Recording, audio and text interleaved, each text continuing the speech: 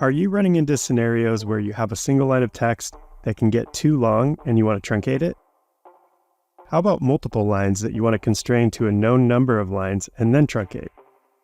Well, in this video, I'll show you how to do both with nothing but CSS. Let's check it out.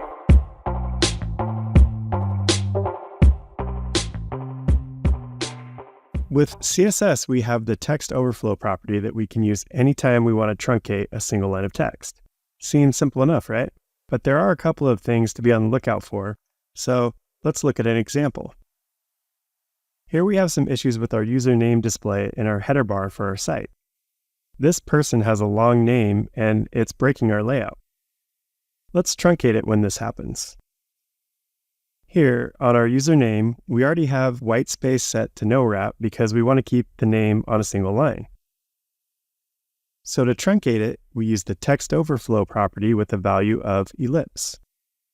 But nothing happens. This is because we need to do a few more things here. First, text-overflow won't work without adding overflow hidden. Another issue we have with this particular example is that it's contained within our header, which has a flex container.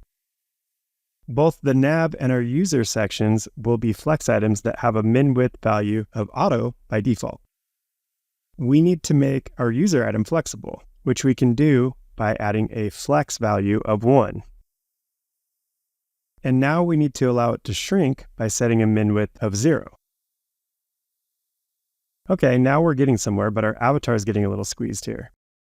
This is probably because we need to make our username flexible too, so let's give it a flex 1. Yep, that was it. Nice. So we have this single line of text truncated properly now. But what if we had multiple lines that we want to truncate? Well, we can do this again with a handful of CSS properties and the WebKit prefixed line clamp property. Let's take a look at another example. Here we have this list of blog posts that show an excerpt. But we don't want to see the whole excerpt. Instead, we only want to see 3 lines in each post. So let's add our WebKit line clamp property with a value of 3, because this will be the number of lines we want to show. Okay, now just like the last example, nothing happens. And this is because we need a few more properties too.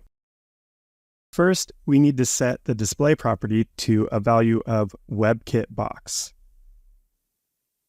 Then we need to add the WebKit box orient property with a value of vertical.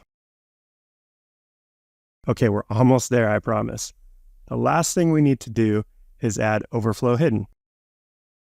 Ta-da, there it is. Now these are properly truncated to 3 lines of text. And even as they shrink and grow, they'll continue to show only 3 lines. Pretty cool. Now, it's probably important to mention here that in most cases similar to this, you want to be sure that you're not hiding a lot of text for performance reasons. Like if these excerpts were actually a full blog post here, that wouldn't be great. It's better to do something more like what we're doing here, where we have a fairly short excerpt for each post, and then we use CSS to truncate it. Okay, so I think that's all I have for this video. See you next time. Thanks for watching.